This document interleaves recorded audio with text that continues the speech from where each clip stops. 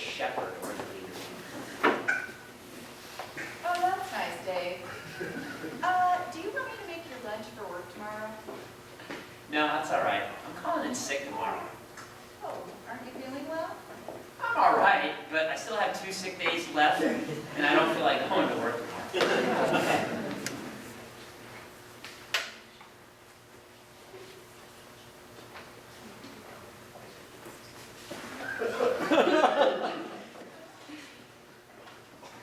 Sam, it's time for you to go to bed. You have school tomorrow. Oh, I'm not going to school tomorrow. I'm calling in sick. Aren't you feeling well? Oh yeah, I'm okay. But I'm allowed 2 sick days per quarter. And I don't feel like going to school tomorrow. What? You don't feel like going to school? Young lady, you go straight to your room because you are going to school tomorrow. God, I doubt that there's anybody in this room that God is not going to speak to this morning. But you might not like what he has to say. We were worried about outgrowing that place where we had to dance. After today, we might have all kinds of room. Okay? God has a message for you. We're going through 1 Peter, okay? And I want you to take a look at this, 1 Peter, and this is the verses we're going to be studying. So 1 Peter chapter, you got it? 1 Peter chapter 5, verses 1 through 4. Says, to the elders among you, I appeal as a fellow elder, a witness of Christ's suffering, and one who also shared the glory to be revealed. What I'm going to teach you a little bit, even though it talks about elders of the church, there's a broader term towards this, okay? Be shepherds of God's flock that is under your care, serving as overseers, not because you must, but because you are willing, as God wants you to be. Not greedy for money, but eager to serve. Not lording it over those entrusted to you, but being examples to the flock. And when the chief shepherd appears, you will receive the crown of glory that will never fade away. 3 words in there. Elders, overseers, shepherds. Now, we know from Scripture that churches have elders, which were overseers, they have shepherds. But I want to teach you this from a broader perspective, okay? Because what is church? Is it just this building here? Is it just Collision? No, church is all week long. It's not just here on Sunday. Church is your family. Church is at work. Church is everywhere. If it's just here, we're missing the boat. We're missing the boat. Jesus didn't just speak in church. Jesus spoke all over the place. Church was everywhere with him. So I'm going to speak to you all in a broader term that you are all, in some respect, an elder, an overseer, a shepherd. All of you. So let's go through this first. Verse 2 says to watch over those under you because you want to and not because you have to. So the first thing I want you to learn before we get into this is it has to be something you want to do, not just have to do. And then verse 3 says, not bossing it over them, but serving them. Even though you're a shepherd, you're over them, you're to serve them, and not just me, Tarzan, you, Jane. Good examples. To be a good example. And then the result is a crown of glory. So first of all, who is an elder, an overseer? Well, here at Collision, we have elders.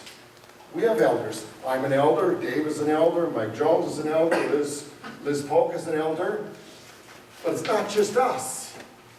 It's not just us, even though we have been appointed to kind of like oversee the church.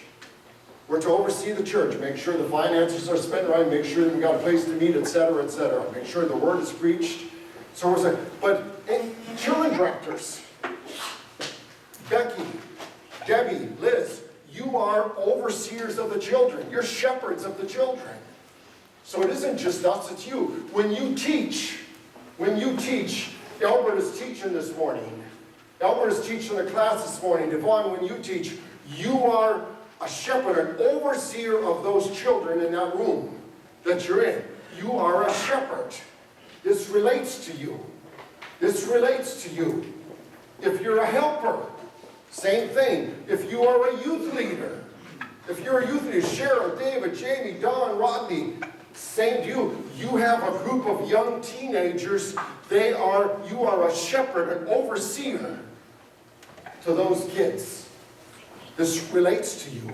If you're a life group leader, even a host in a life group, Robert, Tracy, the Valenzuelas, Eric, Rick and Jamie that hosted, Dave Thomas, Marlene. You are shepherds, overseers of that life group. Parents, you are an overseer, a shepherd to your children. Older brothers and sisters, you are an overseer, a shepherd to the younger ones in your family. Well, I don't want to be. You are. You ought to. Let me just give you a for instance on that. We went to Texas, and my oldest son went with us, and he has a 2-year-old daughter, Yasmin. And we went there. My son Aaron has an 8-year-old daughter, Mackenzie. Yasmin followed Mackenzie around all week long. If Mackenzie wrote with her left hand, she's trying to do it with her left hand. If Mackenzie ate potatoes, she ate potatoes. She did everything that when Mackenzie laughed, she laughed. A fake laugh, but she laughed. She did everything. Mackenzie was an overseer to Yasmin. Older brothers, sisters, you're overseers. Even aunts and uncles, cousins, grandparents, the worship team, you're overseer. Set up and tear down team, you're overseeing the refreshment table. I doubt that anybody got left out. You are an overseer. You are a shepherd. So what has God got to say to you now this morning? What has he got to say to you? I want you to listen real close.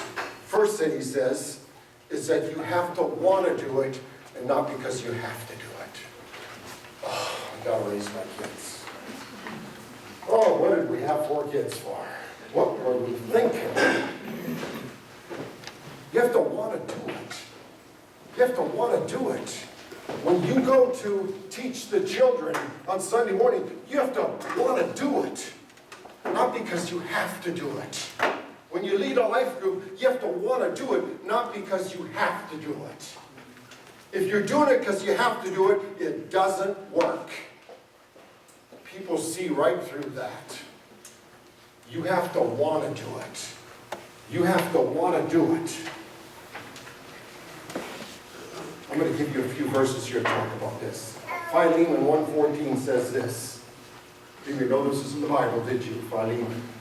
But I did not want to do anything without your consent, so that any favor you do will be spontaneous and not forced.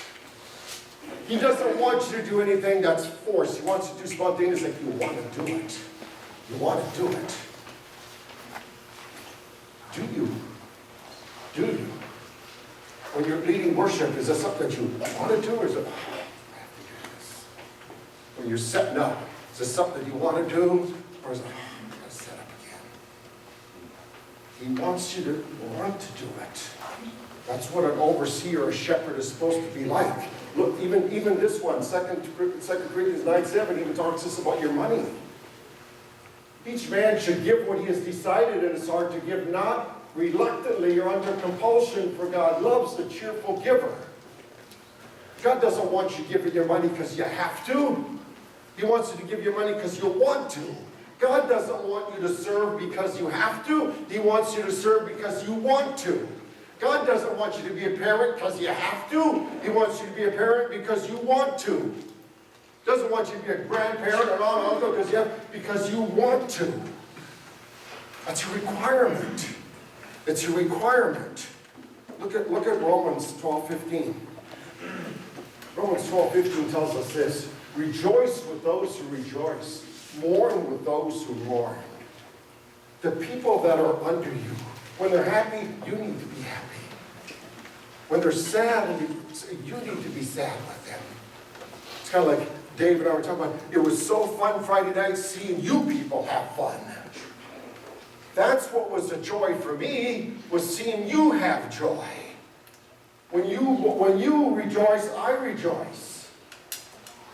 That's what we're to do as an elder or an overseer. Now, the next one, not bossing them, but serving them. It's not like I'm in charge of setup. Daniel, do what I tell you.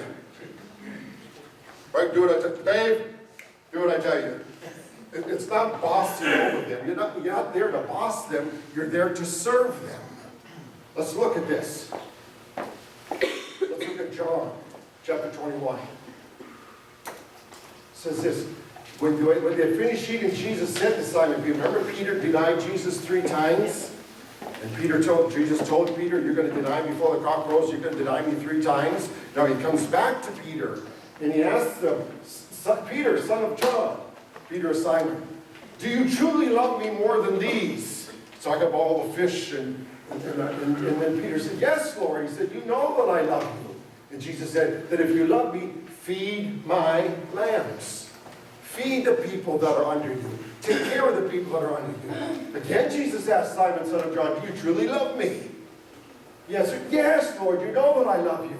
Jesus said, then take care of my sheep. Take care of those that are under you. 3rd time he asked him, Simon, son of John, do you love me? Peter was hurt because Jesus asked for the 3rd time. Do you love me? He said. Lord, you know all things. You know that I love you. Jesus said, then feed my sheep. 3 times. If you're a shepherd, if you're an overseer, feed those that are under you. Take care of those that are under you. Not because you have to, but because you want to. Big difference. Let's look at Matthew chapter 20. Jesus called his disciples together and said, you know that the rulers of the Gentiles lord it over them, and their high officials exercise authority over them. I'm the boss. Not so with you. Instead, whoever wants to become great among you must be your servant. And whoever wants to be first must be your slave. Just as the Son of Man did not come to be served, but to serve, and to give his life as a ransom for many, we're here to serve. That's what we're here for. Now, I'm going to show you a verse here now that's going to convict many of you. Okay? You know now what an overseer is, right? Almost everybody in this room here is an overseer. You are an overseer. Not just of your own family. You're an overseer now of 5 other children. You are an overseer of 5 other children. You're not doing it because you have to. You're doing it because you want to. Dave, you've got a whole life group. You are an overseer of a life group. Not because you have to, because you want to. Everybody that's in here now is an overseer somewhere. You are an overseer. You are an overseer of your younger sister. You help out with children. You are an overseer when you help out with those children. Everybody in here, God has something to say to you now. Let's look at Jude, chapter 1, verse 12. These men, women, are blemishes. Some of you are blemishes at your love feast, eating without the slightest qualm. Shepherds, overseers, shepherds, who feed only themselves.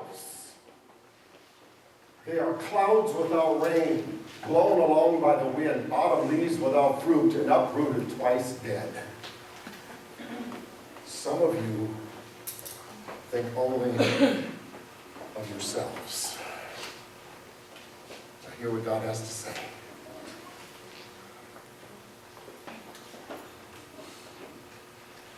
I believe this.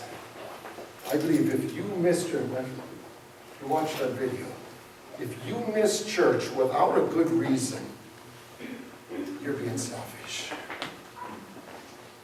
You're at that love feast feeding yourself. Why? You heard Dave say, we count on you. The family counts on you being here. When there's empty chairs, it's like a piece of us is missing. Amen. A piece of us is missing. If you're not here, you are being selfish. You're being selfish. Because your family needs you. You're putting your needs over everybody else.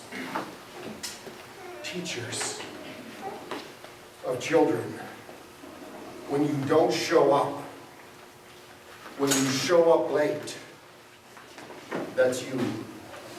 That's you at the feast, gluttoning yourself. You are not being a good overseer when you don't even care enough about the children that are under you to even be there. Remember what it says? Remember what it says? Because you want to, not because you have to. Helpers, same thing. Same thing. Youth leaders, same thing, youth leaders. You have young people. You have young people that you are an overseer, a shepherd over. So if you have a reason not to be there, many of you do. Many of you do. But if you don't, you are that person in Jude here. Leave Jude up there if you don't mind. Or talks about the love feast.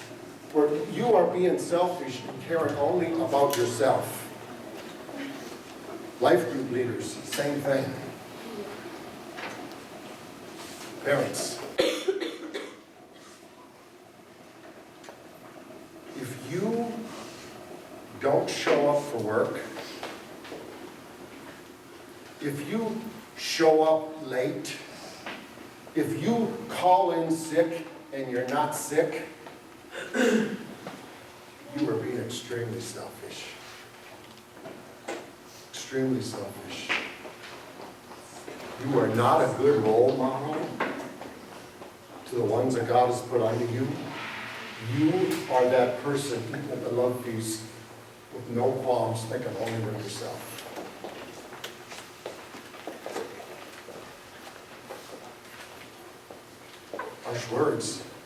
Harsh words, isn't it? I'm not here to tickle your ears. I'm not here to tickle your ears.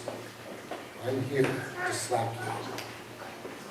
Because some of us have to wake up. We're not being very good. We're not being very good parents.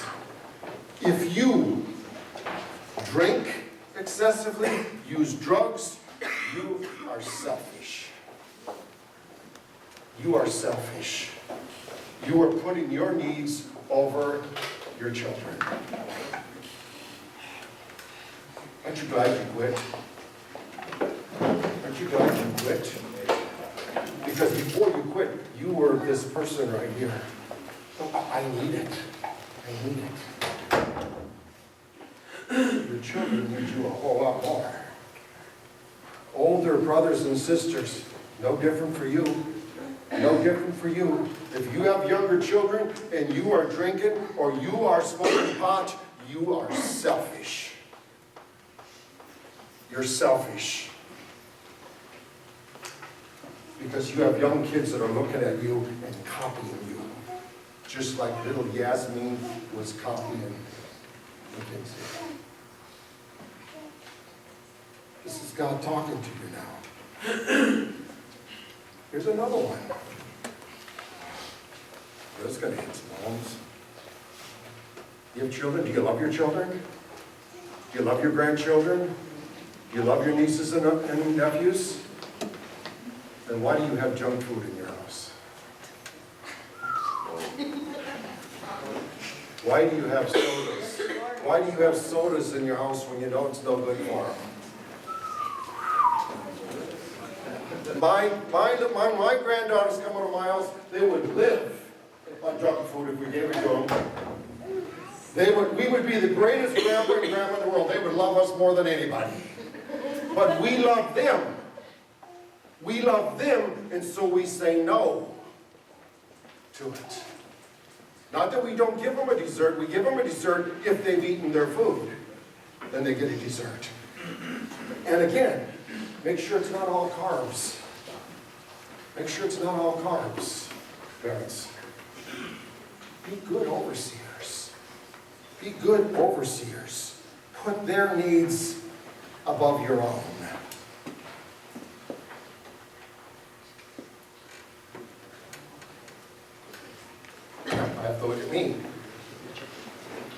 have to look at me.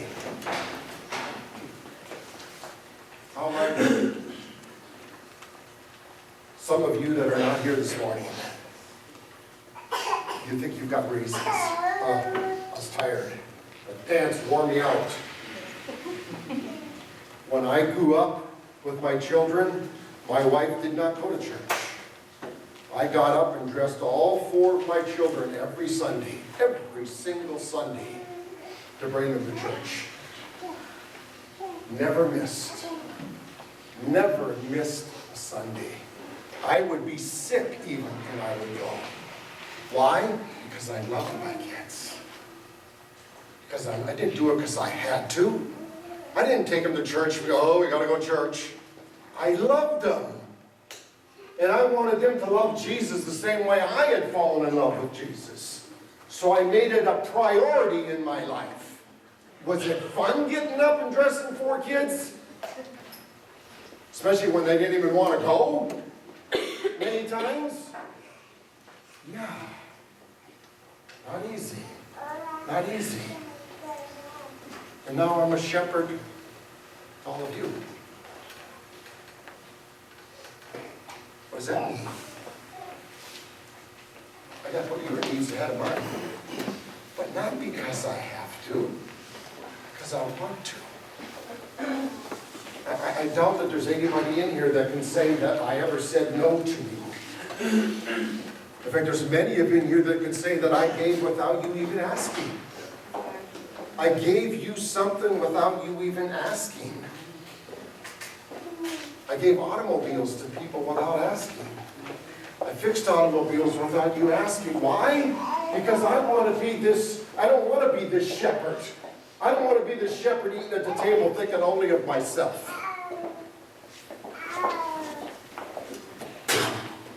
I'll spit you out of his mouth.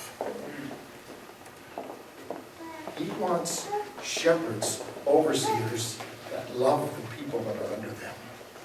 That love them. Genuinely love them.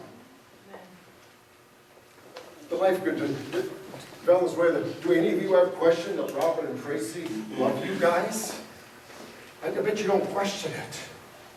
I bet you don't question that do you question that the Valenzuelas love you when they cook a meal for you every single week? You don't question, you got to do it this fast, not easy, is it? No, figuring out what everybody might like, and I think I blew it. She does it, they don't do it because they have to, they do it because they want to, because they love the people that are coming to that group. That's what an overseer is. That's what a shepherd is. That's what an elder is. And we are all shepherds and overseers. Every one of us are shepherds and overseers. I'm going to be real tough. There's a lot of people that are not here this morning. And I want to tell them if they're looking there, you're being selfish. You did not even bring your children here this morning. What greater, we looked at the verse last week where it said, we talked about joy. It said, there is no greater joy than knowing that your children are walking with the Lord. That's the greatest joy there is. How is that going to happen? By staying at home? What do your children need to see from you? They need to see an overseer. They need to see a shepherd. They need to see a mom and a dad and older brothers and sisters. If your mom and dad don't come, then you bring your younger brothers and sisters. Because you love them. Because you want them to know Jesus. That's what I'm taking a family out for dinner, and I'm doing this. I'm not sure that these girls that I love know exactly what it means to walk with Jesus. There's no greater joy in my life than telling them what that means. Than telling them what that means. That's what shepherds do. That's what shepherds do. That's what overseers do. How good are you? Oh, and after everything I said, do you put your head down in shame? Or do you lift your head up and say, I think I'm doing an okay job? Because if you can't lift your head up and say, Start over. It's not too late. It's not, this can be the first day of the rest of your life of being a great shepherd. You can start right now. You can do it. You can do it. You have response. Don't be that shepherd sitting at the table thinking feeding only themselves. Don't be that person. Don't be that person. Worship team, come on up here.